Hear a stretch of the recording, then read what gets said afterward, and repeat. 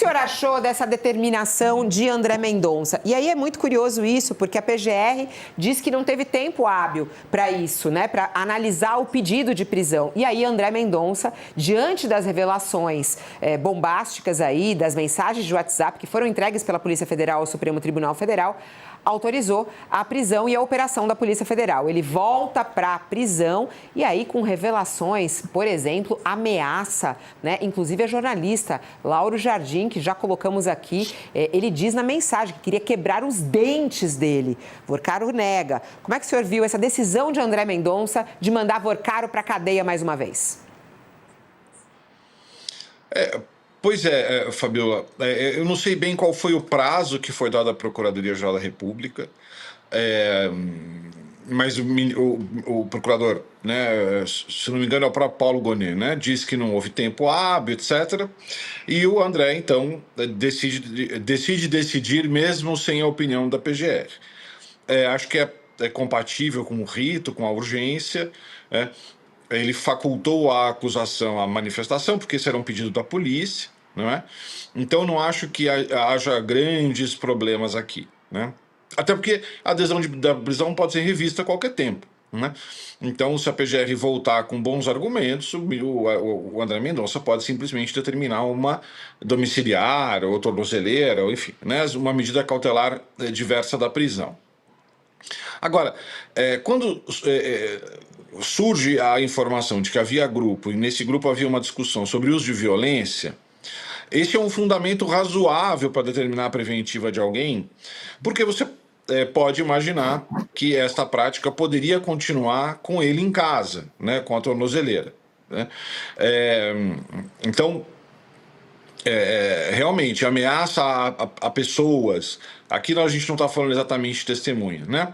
Mas a sugestão de que haja um grupo organizado com ex-agentes da polícia, que poderia usar o meio violento, né, contra aqueles que fossem denunciantes ou jornalistas que, à sua maneira, também denunciam na medida em que relatam fatos, né, é bastante preocupante e, portanto, seria um fundamento idôneo, sim, para uma prisão. Tem uma coluna da Mônica Bergamo, professor, falando sobre a possibilidade de uma delação premiada de Vorcaro, né? Volta isso à mesa, né, de conversas.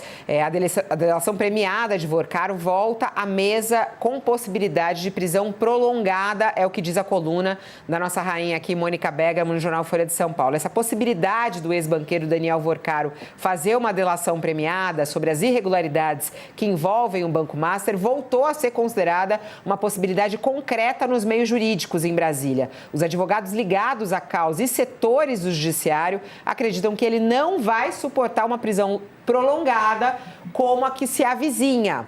E a aposta é de que o ministro André Mendonça não reveja com facilidade essa decisão de recolher nessa quarta-feira o ex-banqueiro ao cárcere, né? Que ele não deve voltar atrás diante da gravidade do que a gente está revelando aqui, que ele resolveu colocar isso publicamente. O senhor acredita nessa possibilidade de uma delação premiada? Isso seria importante para o esclarecimento desse caso do Banco Master, professor Davi? Olha, Fabiola, eu acredito sim na possibilidade, na medida em que, se o que nós estamos imaginando, né, por conta de todas as movimentações, etc., de que haverá bastantes elementos acusatórios para a Procuradoria-Geral da República, ou seja, em português direto, se o caso for de difícil ou impossível defesa no mérito, obviamente, o advogado sugerirá que se faça uma colaboração, né? Este é o caminho, digamos, natural de casos cuja prova é muito ruim contra o acusado, né? E certamente, de novo, se imaginarmos que os fatos são como imaginamos, ele teria muito a oferecer para uma colaboração, porque certamente ele só conseguiu articular essa alegada organização com as fraudes todas a partir da cooptação de agentes políticos, possivelmente de agentes do judiciário, da polícia, das autarquias, né? Então, Banco Central, CVM, e quero imaginar também, do corpo político e de outros empresários. Então, quer dizer, se tudo que nós imaginamos for mais ou menos preciso, ele teria um menu enorme de delatados a oferecer, o que tornaria a colaboração dele valiosa nos termos da lei, né?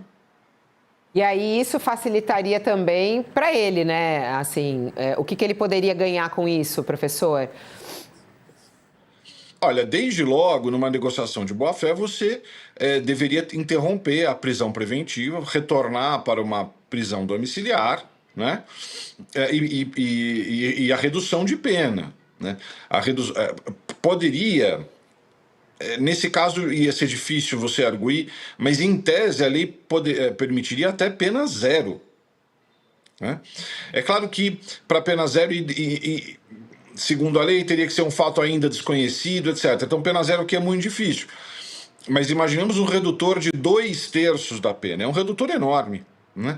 Com a possibilidade, talvez, de preservar algum patrimônio. Então, o acordo o colocaria numa situação processual muito mais interessante. E, desde logo, né, a interrupção da prisão preventiva. Poder cumprir essas cautelares num ambiente bastante mais agradável, né, como a sua própria residência. E o senhor acha, por exemplo, nessa reportagem da Mônica, ela diz que a prisão de Vorcaro pode ser prolongada. O senhor vê isso acontecendo? Olha, as prisões preventivas no Brasil duram bastante, né? Digamos, se o sujeito responde ao inquérito preso, é denunciado, a denúncia é recebida, a tendência, a inércia do sistema é que ele responda à ação penal preso. Ou seja, dificilmente haveria o retorno para uma situação melhor, né? Então, realmente, e é um sujeito jovem, né, de boa saúde, ao contrário de outros casos que a gente já conversou aqui, por exemplo, do ex-presidente Jair Bolsonaro, em que a saúde pode ter um impacto importante na decisão. Então, pela inércia do sistema. E quero imaginar, veja, em princípio, esse inquérito ele era apenas, né, para este episódio BRB Master, né? Talvez a Procuradoria-Geral da República chegue a uma conclusão logo. E se chegar a uma conclusão logo de que houve crime e oferecer denúncia, então a tendência é que ele responda preso, né? Uhum. Então, embora essa decisão possa ser revista a qualquer tempo, efetivamente a inércia do sistema é que ele permaneça preso por um bom tempo. Professor Davi Tangerino, muito obrigada pela sua participação ao vivo aqui no nosso All News. Até uma próxima oportunidade. Até, obrigado. Muito obrigada. Obrigado, Wilson.